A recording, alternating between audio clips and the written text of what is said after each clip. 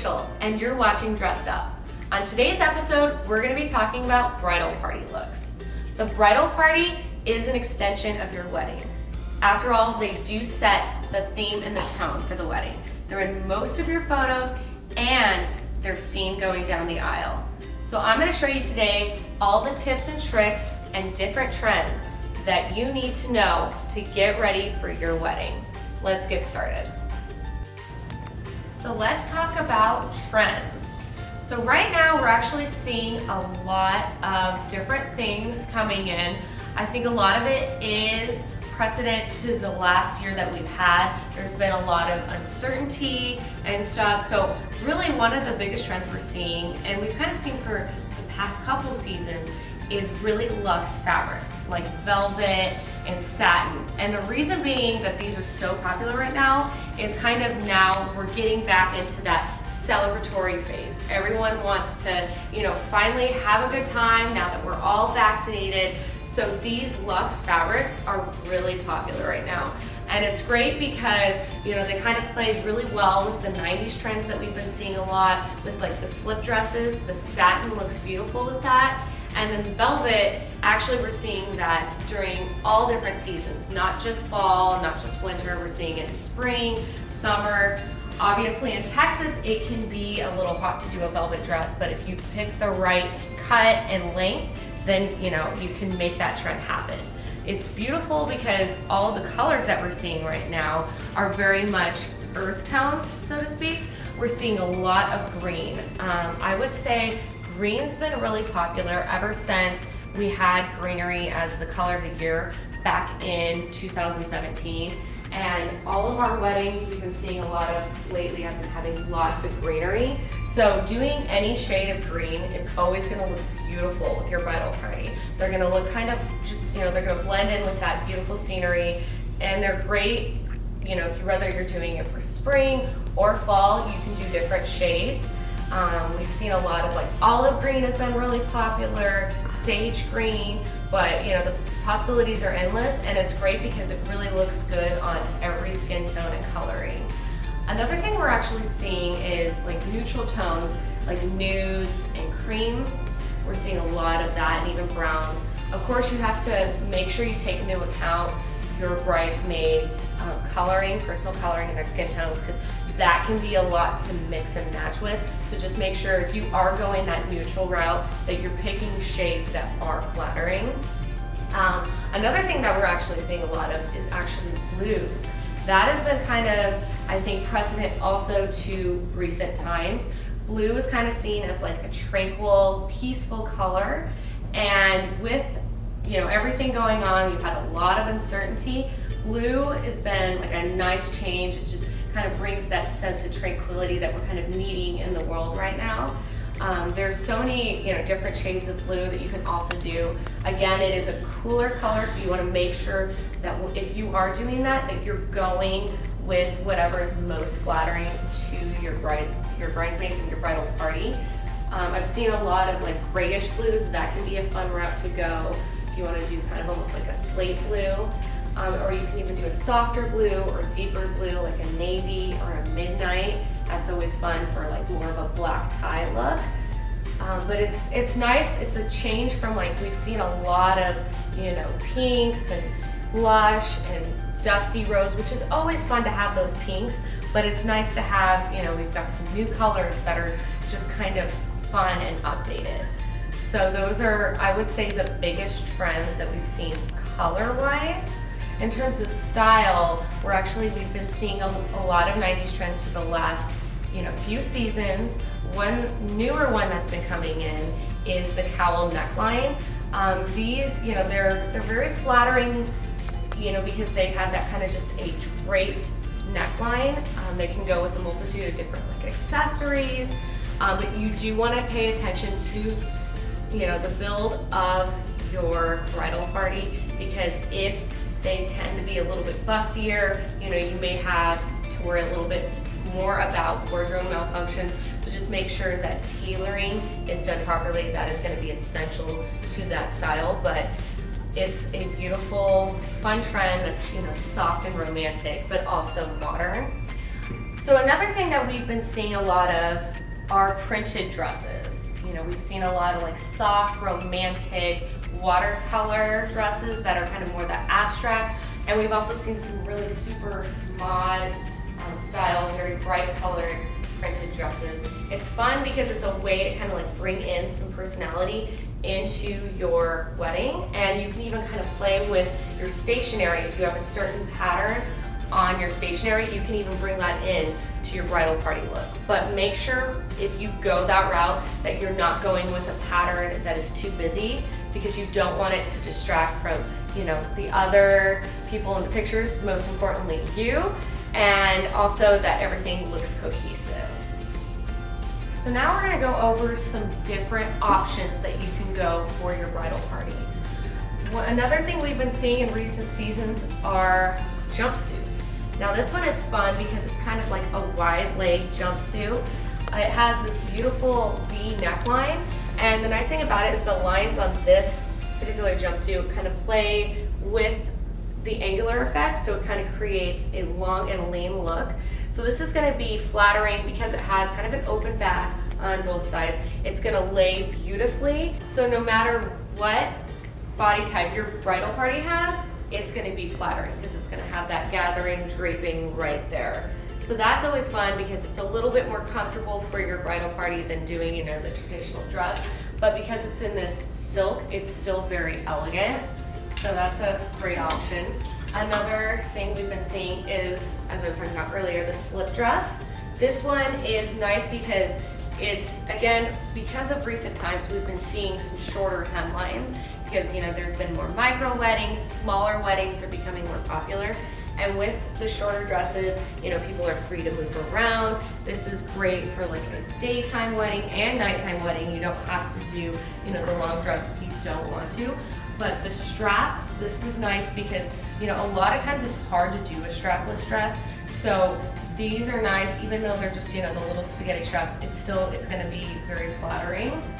But make sure, you know, that if you are doing something that is kind of more straight up and down like this, that your bridal party is comfortable with that, because the last thing you want is you pick it out and then you start hearing back from bridesmaids like, oh, I can't pull that off. Like, so make sure that you take all of their body types into account when choosing something like that.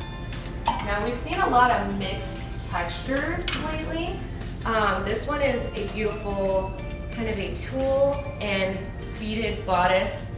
This is kind of gives you that almost like a two-piece look in one.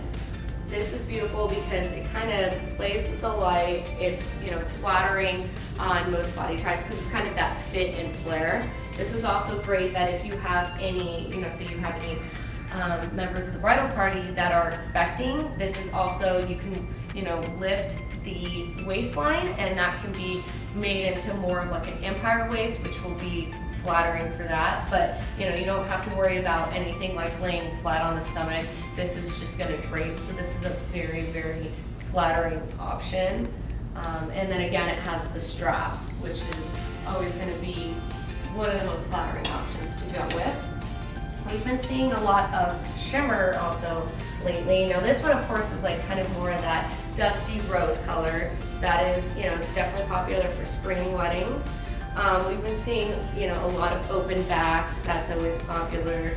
And then, this one actually has kind of a little pin-up, if you will, almost like a bustle on the bottom of it. That's a good example of, something you can do with the dress to get it altered.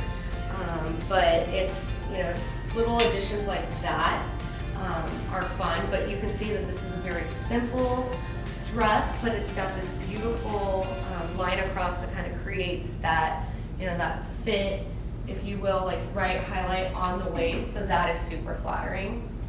And then finally, if you want to go with that more of that floral print or even like kind of watercolor style, you can do something more subtle with like an embroidery look like this.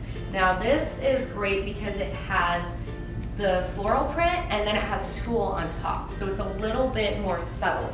It's not quite as busy as if you were to do like a really loud print. It speaks that that femininity without having to be like in your face. Like, it's just very soft, and it's got, an adjustable back here, and then the straps are obviously adjustable. So that's gonna make for less, alterations for your bridesmaids, but it kind of hits that trend as well.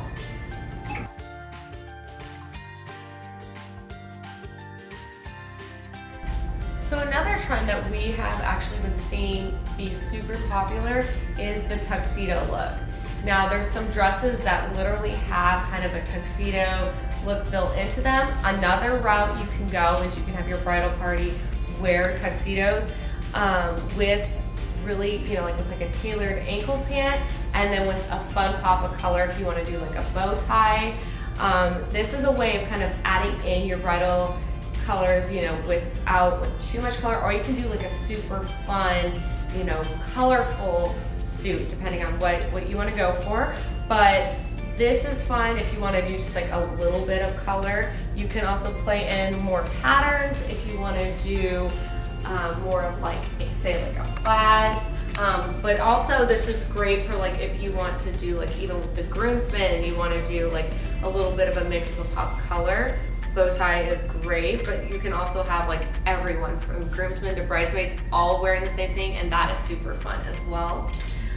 We've, to kind of play up with the watercolor and floral print theme that we've been seeing a lot, you can also do a tie, just a standard tie. Skinny ties are fun because they are very modern. We do keep seeing kind of a shift with skinny tie, wider tie, regular, like it's been shifting around, but you can never really go wrong with either one. Right now, it's kind of that no rules, and especially if you're doing it for like your bridesmaids, I think it's more fun to do like, and it's super modern to do like the skinny tie, especially, if you've got like a little bit more of a, feminine body type. I would definitely, not go for the wider tie. That's gonna be a little bit heavier on them, especially if they do have a, a larger bust. Definitely the skinny tie is the way to go, but you can, again, go if you wanna add in just a pop of color, or you can do all of the patterns. But that's just a really fun trend that I've loved seeing. It's something different, and it just kind of ties everyone in together. So there's a few options that you can do when picking out your bridal party dresses. One route you can go is you can select the same dress for all of the bridesmaids.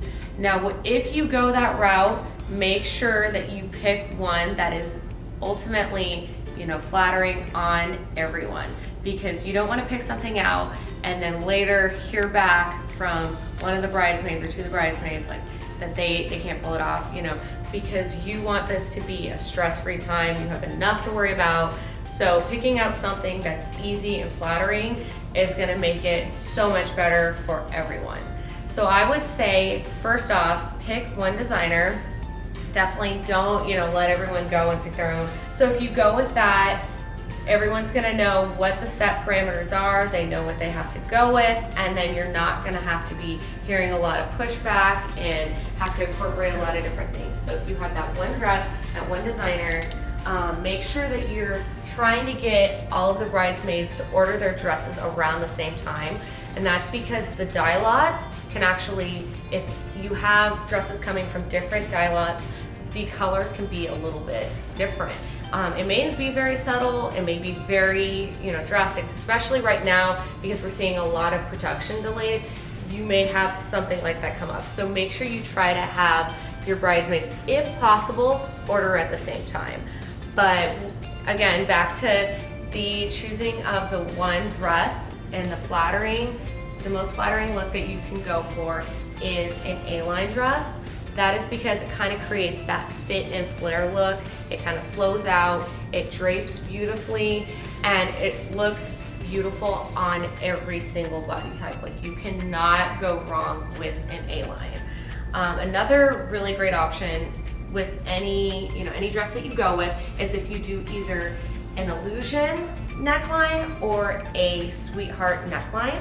And that's because it's gonna drape really softly and romantically, and it's gonna flatter anyone, whether they've got broad shoulders, narrow shoulders, whether they've got more of a busty upper half, or if they have more of just a subtle, more petite. You're gonna have, everyone's gonna look flattering. You're not gonna have to worry about anything being too tight or too loose. Like, you can never really go wrong with that style.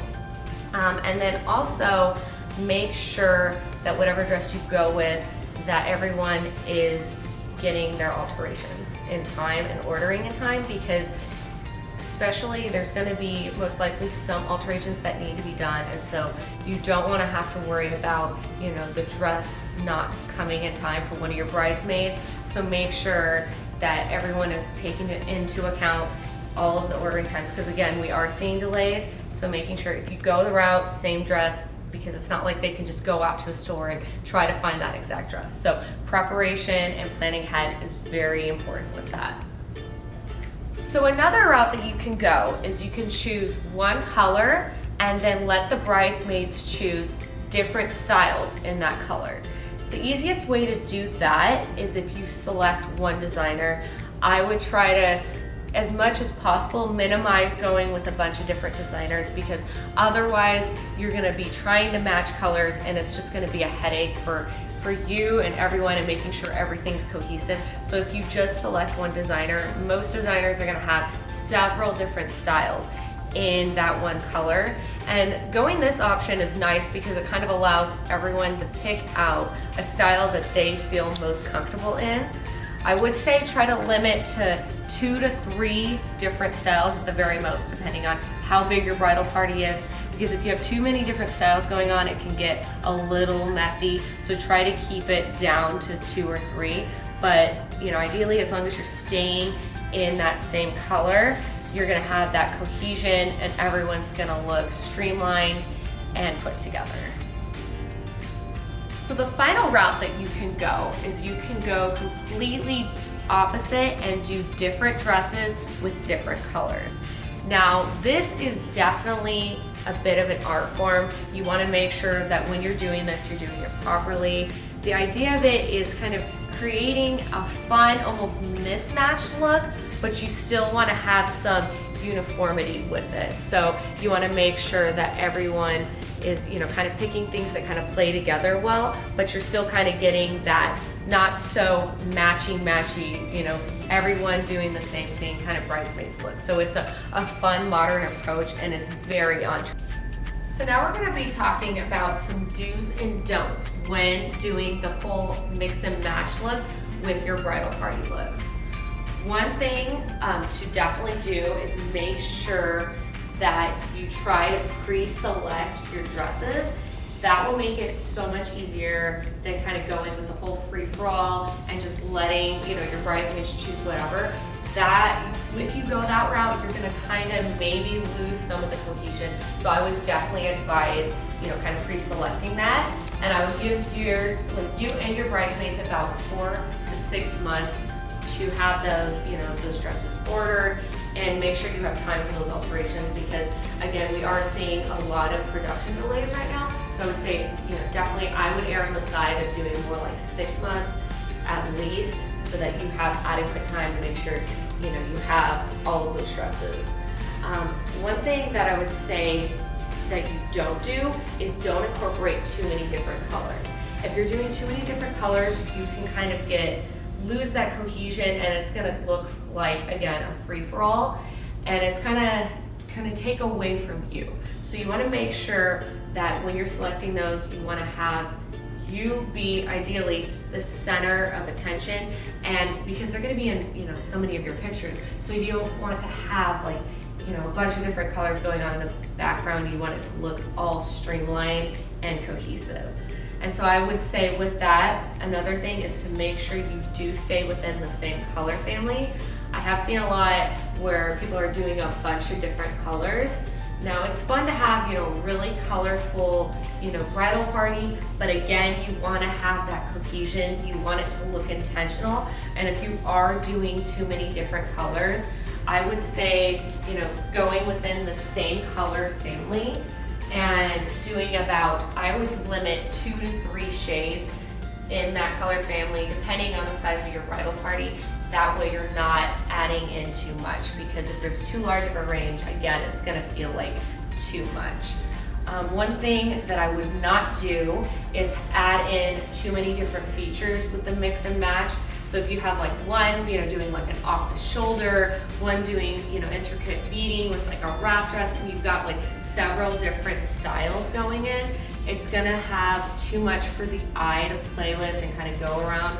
It's gonna be kind of overwhelming. So to kind of make sure everything looks put together and intentional, I would say, you can do probably 3, maybe even 4 different styles and different features on things, but you do want to make sure that you're not adding in too much, because especially if you're doing patterns and stuff, it's going to look a little too busy.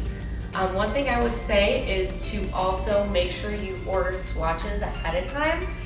That way you can kind of like play around with all the different colors and shades and patterns and see how everything looks together. Now, one thing to note is to make sure if you are doing patterns, note that that is not going to look, the same as a fabric swatch as it is as a full-scale dress. So if you're doing a pattern, it's gonna look entirely different. It's gonna be on a large scale, and it's gonna be a lot more visual interest. So make sure that you are taking that into account. And with that, I would say definitely do try to see all of the dresses together in person beforehand, because that way you kind of see how everything looks. You may have an idea in your head, but until you really see it together, you're not really gonna know how it looks. And you don't wanna get to the day of the wedding and then be like, oh my gosh, this is not what I thought it was gonna be. And of course you may have, bridal party members that are living in different parts of the country, but if you can, definitely try to have everyone, show you their looks before the day of the wedding, and make sure you have everything in person so you can kind of see, rest assured that everything looks good together. And then finally, I would say do not go for different hem lengths on your dresses, because it's gonna be too broken up. One thing that you want on all of the dresses is to have one common element, and if you are doing different hemlines, it's just gonna look too much for the eye to follow. And since you have your bridal party being kind of an extension of your wedding, you want them to seamlessly blend with the background. You don't want it to be too much. So that is definitely my biggest stressor on that, is make sure you have one common element and kind of go with that. And then I would also say if you are doing a pattern, I would limit on the amount of patterns that you mix, because that can look too much like a jumbled mess. And mixing patterns is an art form. The main thing is to keep really having one thing and then kind of having those tailored together. But I would, if you are doing a pattern, try to have everyone kind of go the same, because honestly, if you're doing the whole mix and match, it can be, it can get out of hand really fast. So just say make sure you pick that one common element and then just go with that. So let me tell you, it is very vital that you take into account your bridesmaids' budgets. I once had a bride that decided to select an $800 bridesmaid's dress.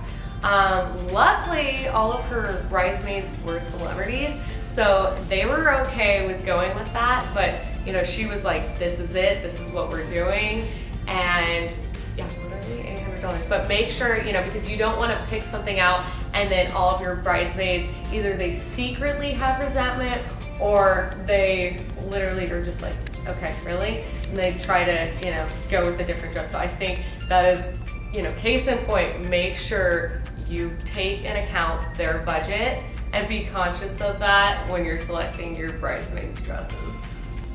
So I hope you found this episode really helpful for when you start on the search for your bridal party looks. I'll catch you on the next episode of Dressed Up. Thanks so much for watching. I'm Rachel, and this is Dressed Up.